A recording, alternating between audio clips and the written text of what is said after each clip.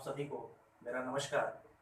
आज का जो हमारा टॉपिक है वो है क्रैंकशाफ्ट। आज हम क्रैंकशाफ्ट के बारे में विस्तार से जानेंगे और देखेंगे कि यह कहाँ पर होता है, कैसे काम करता है, इंजन पर इसको लगाने का क्या प्रयोजन होता है, इसके मटेरियल, पार्ट्स और इसके विभिन्न भागों के बारे में आज हम विस्तार से चर्चा करेंगे।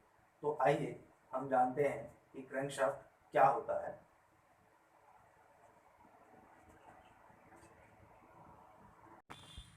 आप सभी ने साइकिल अवश्य देखा होगा, चलाया होगा। जैसा कि इस चित्र के अनुसार साइकिल चलाने के लिए हम पैडल को दोनों पैरों से बारी बारी नीचे दबाते हैं तो एक पहिया जिसमें दांते बने होते हैं वह घूमने लगता है, जिस पर चैन फंसाकर साइकिल के पहिए को चलाते हैं। यहाँ पर साइकिल चलाने के लिए जब पैडल चलाया जाता है तो हमारा पैर ऊपर नीचे की चाल, जिसे रेसिप्रोकेटिंग मोशन कहते हैं, में निरंतर चलता रहता है, जिससे गियर वाला पहिया या स्प्रॉकेट रोटरी मोशन में घूमने लगता है। तो क्रैंकशाफ्ट भी इसी सिद्धांत पर कार्य करता है इंटरनल कंबस्शन इंजन में।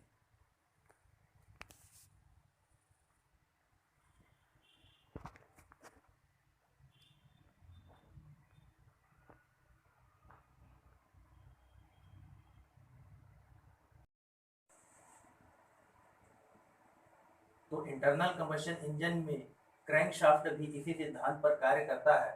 इंजन के अंदर पावर ट्रांसमिशन सिस्टम में क्रैंकशाफ्ट ही पहला पार्ट है जिस पर पिस्टन कनेक्टिंग रॉड के साथ में रेसिप्रोकेटिंग का जो मोशन है पिस्टन और कनेक्टिंग रॉड का, वह क्रैंकशाफ्ट के रोटरी मोशन में कन्वर्ट हो जाता है।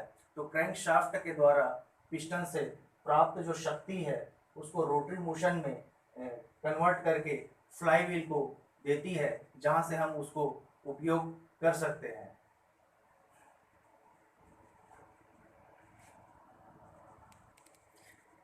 तो क्रैंकशाफ्ट के main part crankshaft throw, crank web, crank weight, crank journal या मेन जनरल और ऑयल पैसेजेस होते हैं। इसके अलावा आगे के हिस्से पर फ्रंट सेक्शन पर डैम्पर पुल्ली और गियर, टाइमिंग गियर लगाने के लिए स्थान बना होता है और क्रैंकशाफ्ट के पिछले हिस्से पर फ्लैंज बना होता है जिस पर फ्लाई व्हील को फिट किया जाता है।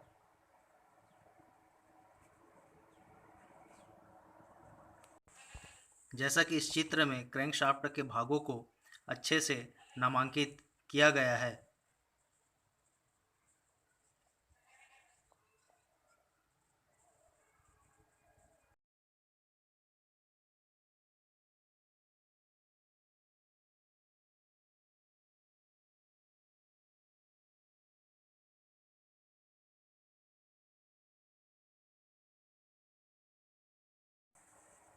क्रैंकशाफ्ट के टाइप्स या जो प्रकार हैं वो दो प्रकार के होते हैं, सिंगल पीस और दूसरा built up crankshaft. Single piece crankshaft में क्रैंकशाफ्ट के जो विभिन्न भाग होते हैं, main journal, crank pin, flange, oil passages, ये सभी एक ही पीस या एक ही पीस का जो मटेरियल है उसको फोर्जिंग करके एक सिंगल पीस उसको बनाया जाता है। बनाने के बाद में उसको फिनिशिंग करके हार्ड टेम्पर ये सब किए जाते हैं। बिल्ट अप क्रैंकशाफ्ट में जो उसके भाग हैं क्रैंकशाफ्ट के, main journal, crank pin, web, weights, इन सभी को अलग अलग टुकड़ों में स्क्रू बोल्ट, नट बोल्ट के माध्यम से जोड़ करके असेंबल किया जाता है। तो ऐसे जो बिल्ट अप प्रकार के जो क्रैंकशाफ्ट हैं ये हल्के या सिंगल सिलेंडरों वाले पेट्रोल इंजन या टू स्ट्रोक इंजन में प्रयोग किए जाते हैं। मल्टी सिलेंडर इंजनों के जो क्रैंकशाफ्ट होते हैं वो अधिकतर सिंगल पीस में बनाए जाते हैं, क्योंकि भारी जो इंजन होते हैं उसमें बिल्ट अप प्रकार के जो क्रैंकशाफ्ट होते हैं जिनके सभी अलग अलग पुर्जों को आपस में जोड़ा गया है, अधिक प्रेशर और झटके से ये इनके जो नट बोल्ट होते हैं, जो जॉइंट्स होते हैं, वो खुल सकते हैं या खुल जाते हैं।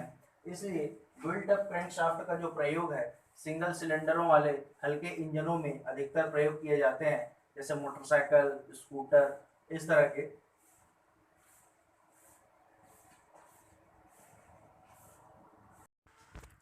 क्रैंकशाफ्ट की जो बनावट है इस तरह टेढ़े मेढ़े आकृति का बना होता है। इसमें एरो मार्क नंबर 1, जिसको क्रैंकशाफ्ट थ्रो कहते हैं, जिसे कनेक्टिंग रॉड पिन या क्रैंक पिन भी कहते हैं, जिसके साथ कनेक्टिंग रॉड का बिग एंड बेयरिंग बांधा जाता है। यह विभिन्न कोणों पर बने होते हैं, जिससे बारी बारी से सभी पिस्टनों को टीडीसी व बीडीसी पर लाया जा सके। इन्हीं कोणों के आधार पर इंजन का फायरिंग ऑर्डर निर्भर करता है। एरो मार्क 2, जिसको वेब कहते हैं, ये मेन जनरल और क्रैंक पिन को मिलाने वाले भाग होते हैं, इनको वेब्स कहते हैं। एरो मार्क 3, इसको क्रैंक वेट्स कहते हैं। वेट्स क्रैंक के वेब्स के साथ बोल्टों से फिक्स किए जाते हैं ताकि क्रैंक शाफ्ट जो है वह बैलेंस होकर के एक स्पीड पर एक लेवल मोशन पर वह रोटेट करता रहे। जो एरो मार्क 4 दिया हुआ है, इसको क्रैंकशाफ्ट मेन जनरल कहते हैं। वह बेरिंग वाले हिस्से जिन पर क्रैंकशाफ्ट ब्लॉक पर टिकी रहती है और एक ही लाइन में होते हैं, उन्हें मेन जनरल कहते हैं। Arrow mark 5, oil passage, crankshaft के मेन जनरल से क्रैंक पिन तक ड्रिल होल किया जाता है ताकि कनेक्टिंग रॉड के बिग एंड या क्रैंक पिन को लुब्रिकेंट पहुंच सके।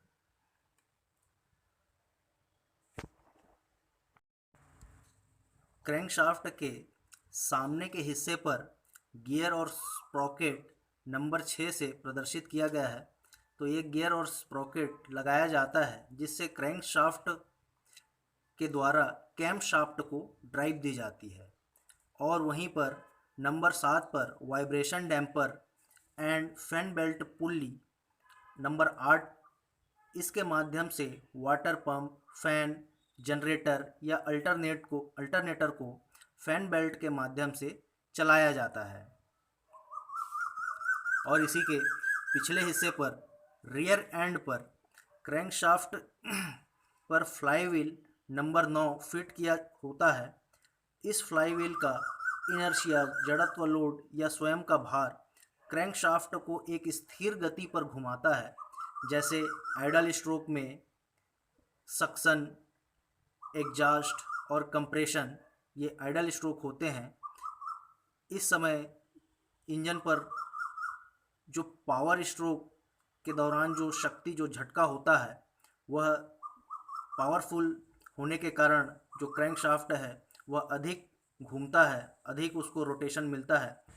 लेकिन जो आइडल स्ट्रोक होते हैं, सक्शन, कंप्रेशन और एग्जॉस्ट, यहाँ कोई पावर नहीं होता है, इसलिए जो क्रैंकशाफ्ट की जो स्पीड है थोड़ी कम हो जाती है। इससे क्रैंकशाफ्ट अनबैलेंस हो सकता है। अतः जो क्रैंकशाफ्ट के पिछले हिस्से पर क्रैंकशाफ्ट को एक स्थिर गति प्रदान करने के लिए फ्लाईव्हील को लगाया जाता है। यहीं पर मेन जनरल के आगे ऑयल सील नंबर 10 लगी होती है, जिसके माध्यम से जो लुब्रिकेंट की एक्सेस ऑयल है उसको वापस सम्प में ही गिराया जाता है, रोका जाता है। कई इंजनों में इसी जगह पर ऑयल रिटर्न थ्रेड्स बने होते हैं, जिसके द्वारा लुब्रिकेंट वापस सम्प में पहुंच जाता है।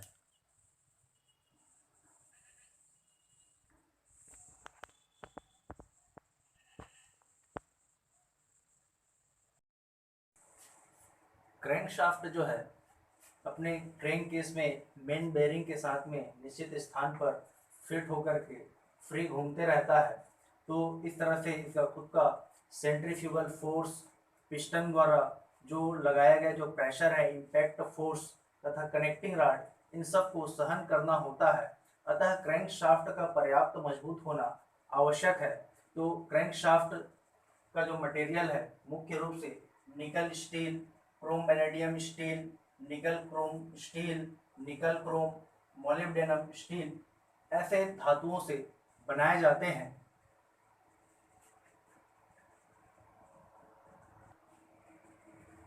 तो इन मटेरियल का उपयोग करके फोर्जिंग करने करके जो क्रैंकशाफ्ट है इसको बनाया जाता है तथा आवश्यकता अनुसार इसमें हीट ट्रीटमेंट दिया जाता है। क्रैंकशाफ्ट जनरल तथा क्रैंक पिन को मशीनिंग तथा ग्राइंड किया जाता है ताकि क्रैंकशाफ्ट के जो मेन जनरल हैं, मेन बेरिंग, यहाँ पे घिसावट होता है और क्रैंक पिन जहाँ पर कनेक्टिंग रॉड का बिग एंड बेरिंग लगा होता है, तो यहाँ पर घिसावट को कम करने के लिए क्रैंक पिन और जो उसके क्रैंक मेन जनरल होते हैं उनको पॉलिश किया जाता है, ग्राइंड किया जाता है, मशीनिंग की जाती है। तो क्रैंकशाफ्ट को हार्ड करने की आवश्यकता होती है ग्राइंड और मशीनिंग करने के बाद।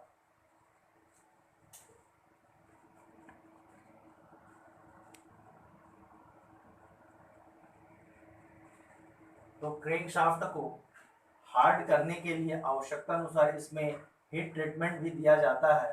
तो हीट ट्रीटमेंट के लिए nitriding, carburizing, chrome plating इन विधियों का प्रयोग किया जाता है।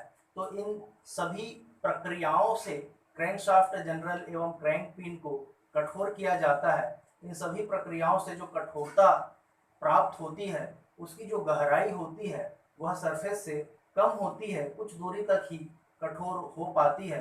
तो कुछ निर्माता क्रैंकशाफ्ट जनरल, क्रैंक पिन इनकी ग्राइंडिंग के बाद क्रैंक को हार्ड करने के लिए इंडक्शन हार्डनिंग की भी सलाह देते हैं। इससे जो क्रैंकशाफ्ट जनरल और क्रैंक पिन की जो कठोरता है वह अधिक गहरी होती है, अधिक गहराई तक वह कठोर हो जाता है।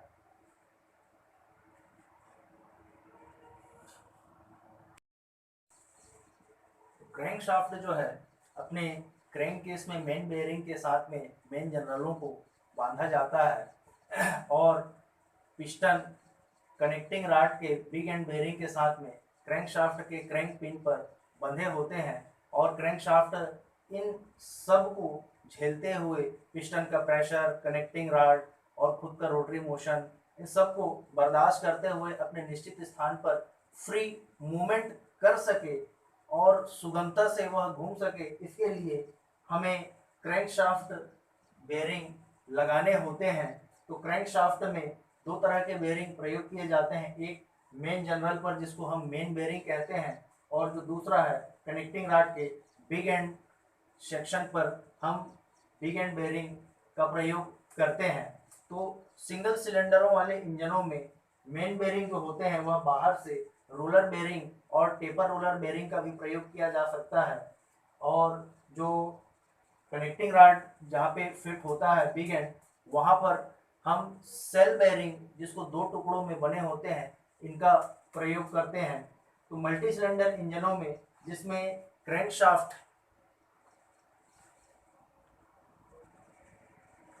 में पिनों की संख्या, क्रैंक पिनों की संख्या अधिक होती है तो वह अलग अलग दिशाओं में क्रैंकशाफ्ट को बैलेंस करने के लिए बनाया जाता है। तो जो रोलर बेयरिंग या टेपर रोलर बेयरिंग है वो बाहरी हिस्से पर तो फिट किए जा सकते हैं, लेकिन अंदरूनी हिस्से पर टेपर रोलर बेयरिंग या बाल बेयरिंग इनका प्रयोग नहीं किया जा सकता। तो ऐसे स्थानों पर जो घर्षण है उसको कम करने के लिए हम सेल बेयरिंग का प्रयोग करते हैं। तो ये जो सेल बेयरिंग है दो टुकड़ों में प्रयोग किए जाते हैं।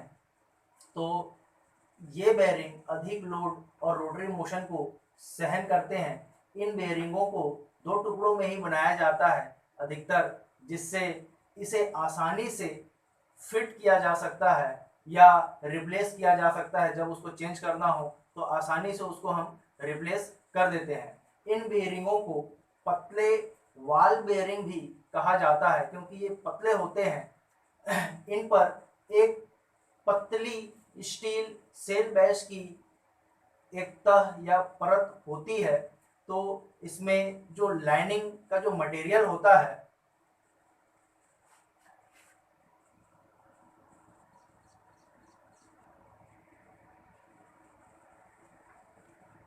तो क्रैंकशाफ्ट बेयरिंग में लाइनिंग मटेरियल के रूप में हम copper lead, lead bronze, tin lead, soft aluminium alloy, cadmium alloy with copper और कैडमियम एलॉय विद सिल्वर इनका प्रयोग करते हैं। इस तरह के जो मटेरियल होते हैं वह अधिक प्रेशर, लोड को सहन करने के योग्य होते हैं एवं अच्छे घिसाव रोधी भी होते हैं।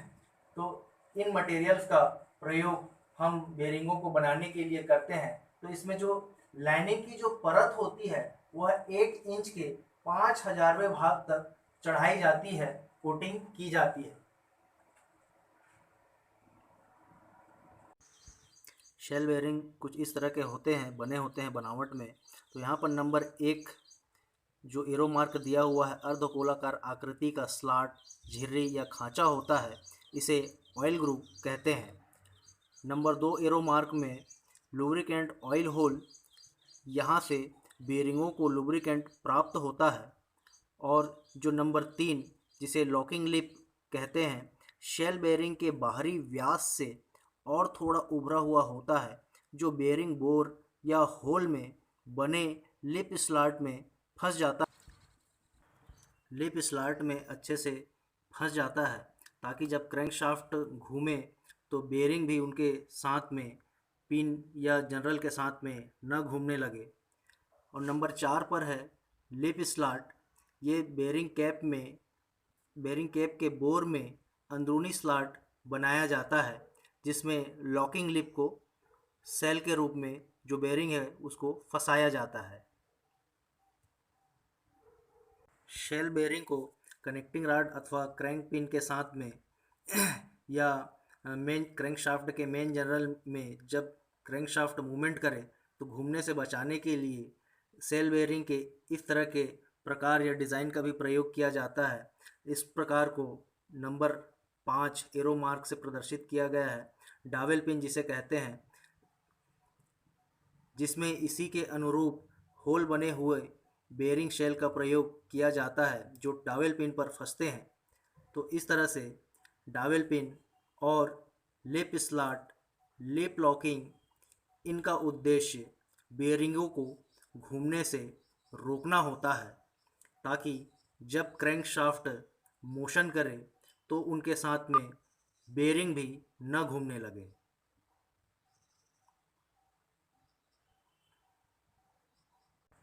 इसे कहते हैं थ्रस्ट बेरिंग। इस प्रकार के बेरिंग में कॉलर बने होते हैं। इस प्रकार के बेरिंग थ्रस्ट लोड को सहन करते हैं, जिस पर thrust face number 1 arrow mark से प्रदर्शित किया गया है। तो थ्रस्ट फेस बना होता है तथा यह क्रैंकशाफ्ट के एंड थ्रस्ट को वहन करता है या सहन करता है। जब बेरिंगों पर लुब्रिकेशन के लिए ऑयल पहुंचाई जाती है तो वही ऑयल इस पर जो नंबर 2 एरो मार्क से प्रदर्शित किया गया है, जिसे ऑयल नोच कहते हैं, से होकर थ्रस्ट फेस तक पहुंचता है।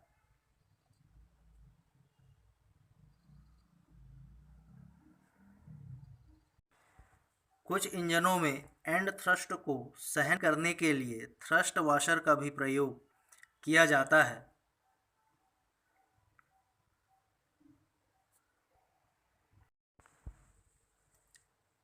तो इस तरह से आज हमने क्रैंकशाफ्ट के बारे में विस्तार से जाना। तो अब तक के लिए इतना ही।